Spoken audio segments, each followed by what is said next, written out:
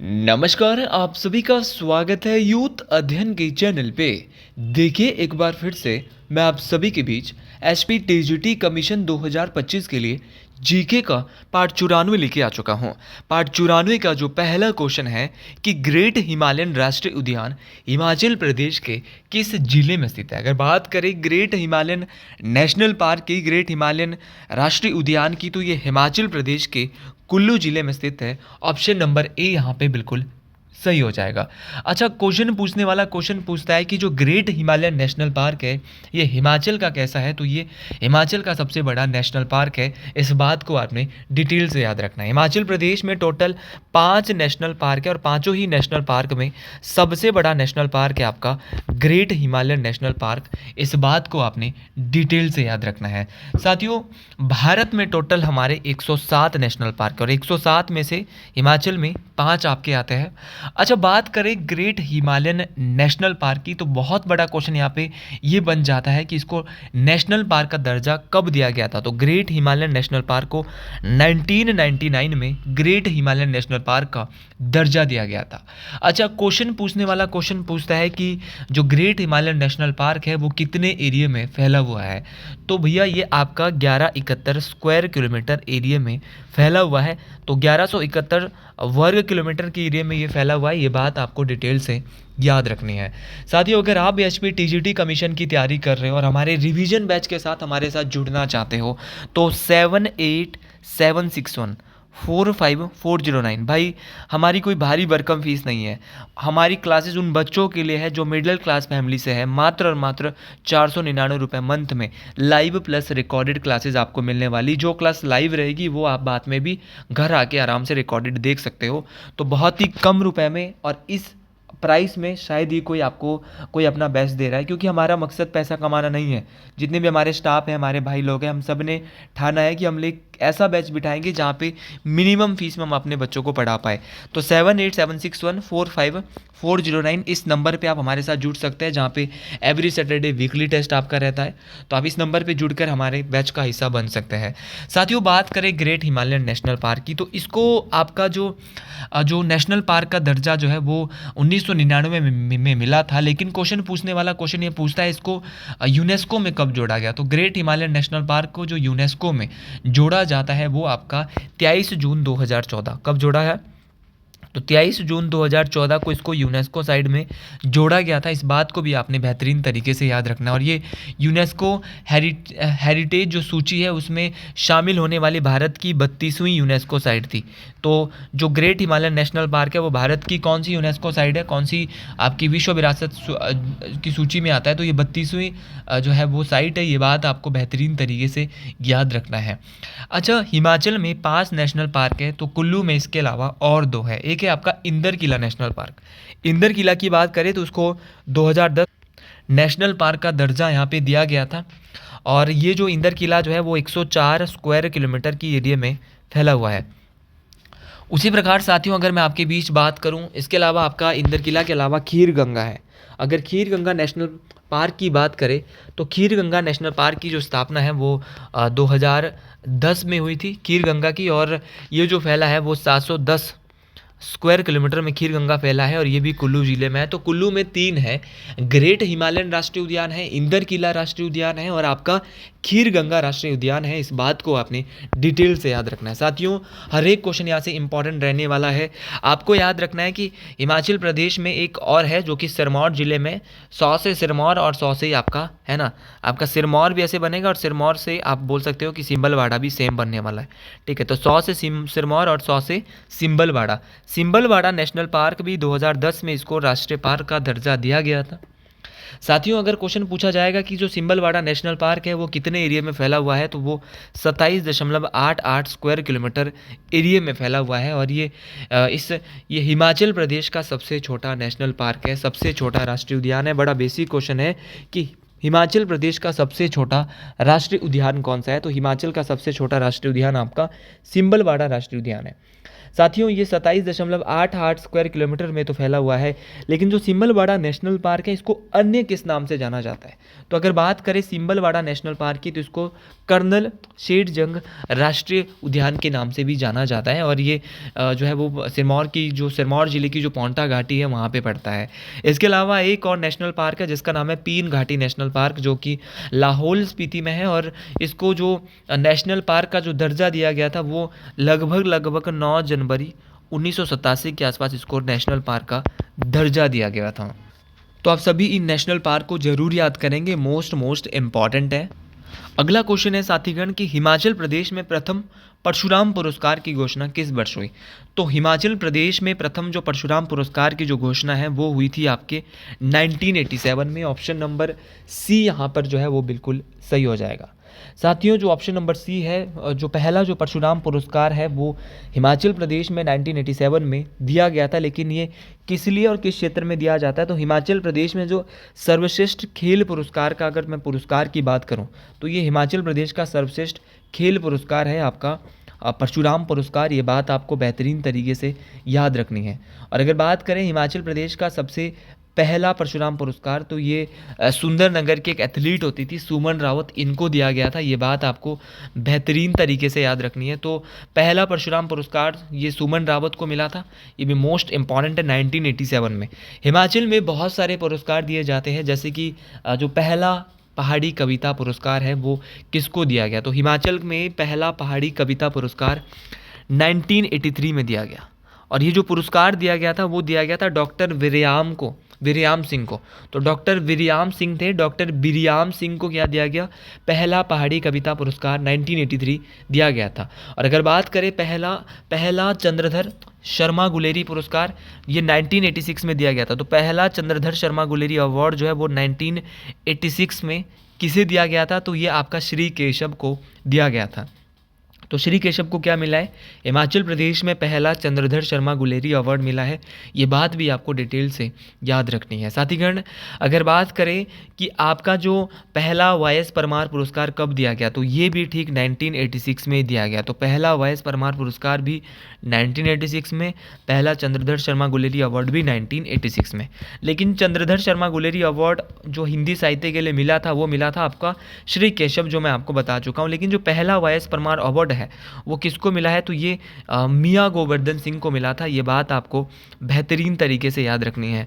और अगर मैं बात करूँ आपका जो पहला पहाड़ी गांधी बाबा काशीराम जो पुरस्कार है, याद रखना है पहला पहाड़ी गांधी बाबा काशीराम जो पुरस्कार है वो 1989 में जो दिया गया था वो किसको दिया गया था? तो ये दिया गया था जयदेव किरण को। ये भी आपको याद रखना है। तो हिमाचल प्रदेश में पहला पहाड़ी गांधी बाबा काशीराम पुरस्कार 1989 में जयदेव किरण को मिला है। अच्छा, पहला पहाड़ी शिखर सम्मान हिमाचल में किसको मिला है? तो पहला पहाड़ी शिखर सम्मान 1994 में भवानी दत्त शर्मा को पहाड़ी भाषा कला और साहित्य के लिए दिया गया था। ये बात भी आपको बेहतरीन तरीके से याद रखनी है। अच्छा, क्वेश्चन पूछने वाला क्वेश्चन आपसे ये भी पूछ सकता है कि हिमाचल प्रदेश के नेशनल टीचर्स पुरस्कार पाने वाले पहले शिक्षक कौन थे? तो हिमाचल प्रदेश के नेशनल टीचर्स पुरस्कार पाने वाले हिमाचल प्रदेश के पहले शिक्षक थे प्रकाश चंद। कौन थे साथियों? याद रखना है आपको ये नाम, प्रकाश चंद। तो प्रकाश चंद क्या थे? नेशनल टीचर अवार्ड पाने वाले हिमाचल के पहले शिक्षक थे। इनको जो ये पुरस्कार मिला था वो 1958 में मिला था। ये बात आपको डिटेल से याद रखनी है। जी, अगला क्वेश्चन है कि माउंट एवरेस्ट पर चढ़ाई करने वाली विश्व की प्रथम युवा महिला कौन हुई? देखिए, अगर मैं बात करता हूँ माउंट एवरेस्ट पे चढ़ने वाली विश्व की प्रथम महिला की, देखिए यहाँ पर जो क्वेश्चन है वो क्वेश्चन यहाँ पे इस क्वेश्चन के मुताबिक तो यहाँ पे जो सही था वो था आपका Dicky Dolma. Option number A यहाँ पे बिल्कुल सही हो जाएगा।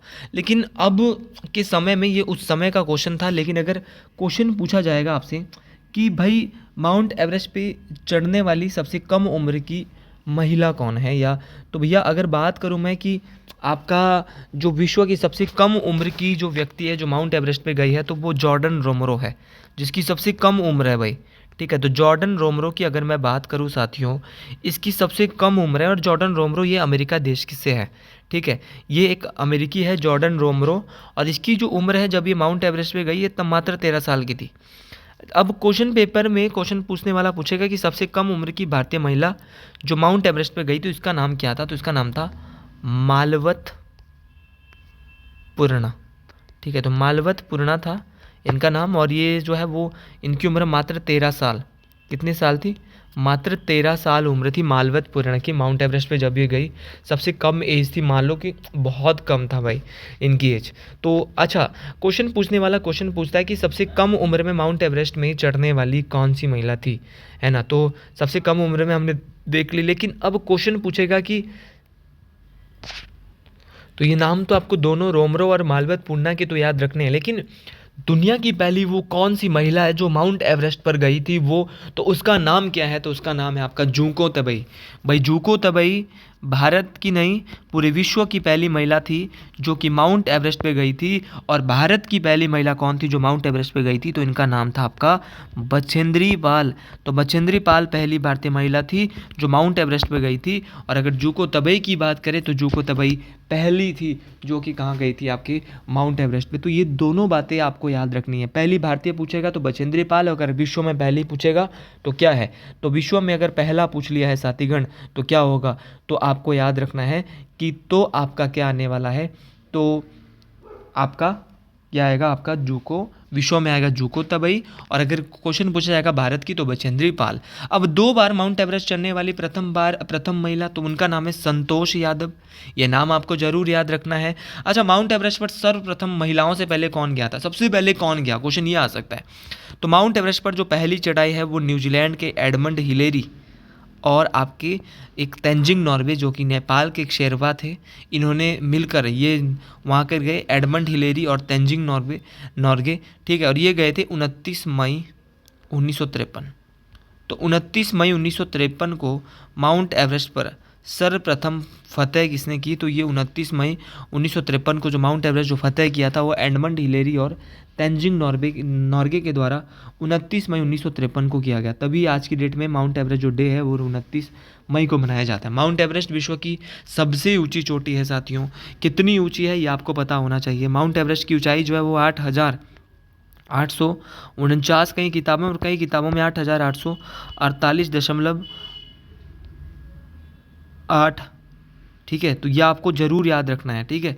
तो 8-6 भी होता है कई किताबों में, तो ये सब कुछ दिया हुआ है। और माउंट एवरेस्ट नेपाल में है और इस नेपाल में चोटी को सागर माथा के नाम से जाना जाता है। और नेपाल में क्या बोलते हैं? नेपाल के लोग माउंट एवरेस्ट को बोलते हैं चोमू लंगमा, ठीक है। तो ये सारे नाम आपको ज़रूर याद रखने हैं। सारे के सारे नाम इंपॉर्टेंट है, परीक्षाओं में बार बार पूछे जाते हैं, इसीलिए जो चीज़ें बार बार पेपर में आती है आप भी उनको बार बार और बहुत बेहतरीन तरीके से ज़रूर याद रखें साथीगण। अगला क्वेश्चन बहुत ही इंपॉर्टेंट क्वेश्चन, बोले तो परीक्षाओं में काम आने वाला क्वेश्चन बोला जा रहा है कि विक्टोरिया क्रॉस पाने वाले हिमाचल के प्रथम व्यक्ति कौन थे? जी हाँ, क्वेश्चन अच्छा है, अच्छे लेवल का क्वेश्चन है। तो विक्टोरिया क्रॉस पाने वाले हिमाचल के जो प्रथम व्यक्ति थे उनका नाम यहाँ पे पूछा जा रहा है। तो उनका नाम आपका जमादार लाला राम था। ये बात आपको शिरगुल महाराज की कृपा से याद रखनी है।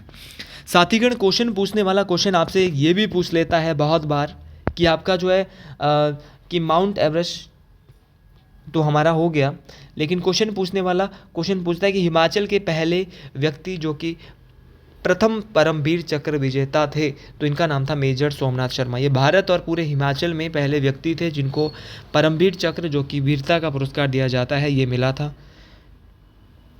क्वेश्चन पूछने वाला क्वेश्चन आपसे ये भी पूछ सकता है कि हिमाचल प्रदेश की प्रथम महिला मुख्य न्यायाधीश कौन है?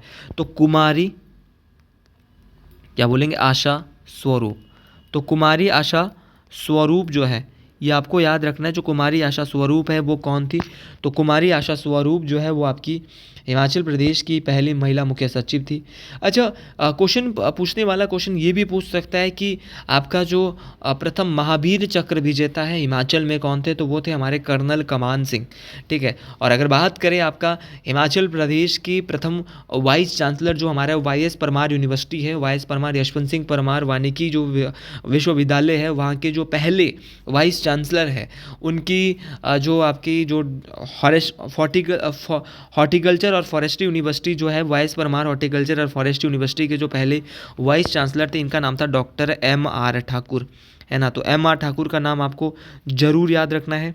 साथीगण, आपको ये भी याद रखना है कि बहुत बार पेपर में पूछा जाता है कि जो आपका जो Himachal Pradesh staff selection board था, है ना, HPSSB जो था, उसके जो पहले अध्यक्ष थे वो कौन बने थे? तो वो थे KC मल्होत्रा, तो ये भी आपको याद रखना है, केसी मल्होत्रा कौन थे, ठीक है। और आपका जो Himachal Pradesh public service commission है, ठीक है, Himachal Pradesh public service commission, उसके जो पहले अध्यक्ष थे वो कौन थे, ये भी बहुत इम्पॉर्टेंट है। तो Himachal Pradesh public service commission के जो पहले जो मुखिया थे उनका नाम क्या था, तो इनका नाम भी बहुत बहुत इम्पॉर्टेंट है, परीक्षाओं में पूछा जाता है। तो उनका नाम था आपका क्या, जनरल के एस कटोच। तो जनरल के एस कटोच का नाम आपको ज़रूर याद रखना है। क्वेश्चन पूछने वाला क्वेश्चन आपका ये भी पूछ लेता है कि जो आपका हिमाचल प्रदेश में जो है वो सबसे पुराना किला कौन सा है, तो सबसे पुराना किला हिमाचल प्रदेश का है कांगड़ा नगरकोट का किला, ठीक है। ये भी क्वेश्चन बहुत इंपॉर्टेंट है। अच्छा, क्वेश्चन पूछने वाला क्वेश्चन आपका इतना ही नहीं, क्वेश्चन पूछने वाला क्वेश्चन आपका पूछता है कि हिमाचल प्रदेश के प्रथम सूचना आयुक्त कौन थे, तो प्रथम सूचना आयुक्त थे PS राणा। कौन थे, PS राणा थे। अगर बात करें आपसे क्वेश्चन पूछने वाला क्वेश्चन ये भी पूछता है कि हिमाचल प्रदेश के प्रथम राज्यसभा सदस्य, तो भैया ये तो बहुत आसान है, आपने कमेंट बॉक्स में बताना है किसको आता है, शर्मा पीछे आएगा, आगे क्या आएगा वो आप ही बताएंगे। क्वेश्चन पूछने वाला क्वेश्चन आपसे ये भी पूछ सकता है कि हिमाचल प्रदेश में जो है वो कार्यकाल के दौरान जिस राज्यपाल की मृत्यु हुई उनका नाम क्या था, तो उनका नाम था श्री सुरेंद्र नाथ। तो श्री सुरेंद्र नाथ ऐसे राज्यपाल थे जिनकी क्या होगी, कार्यकाल के दौरान ही क्या हो गई थी, मृत्यु हो गई थी।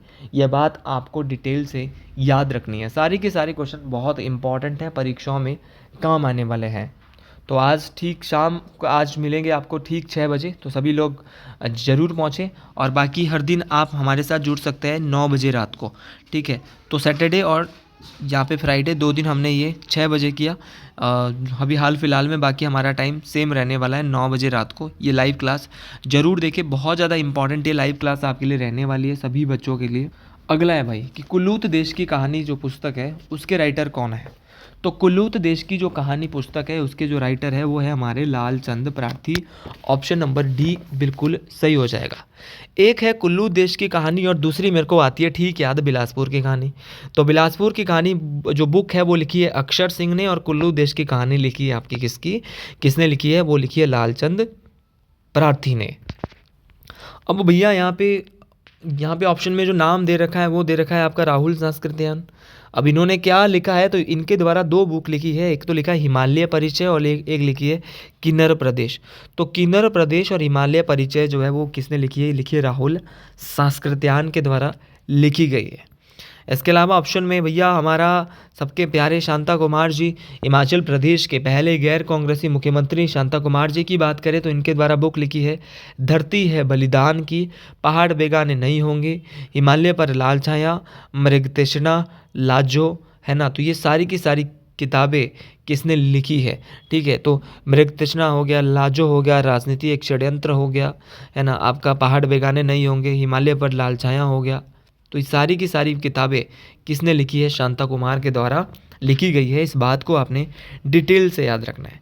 साथियों, डॉक्टर यशवंत सिंह परमार की भी बात कर लेते हैं, क्या इनके द्वारा भी कोई किताब लिखी गई है।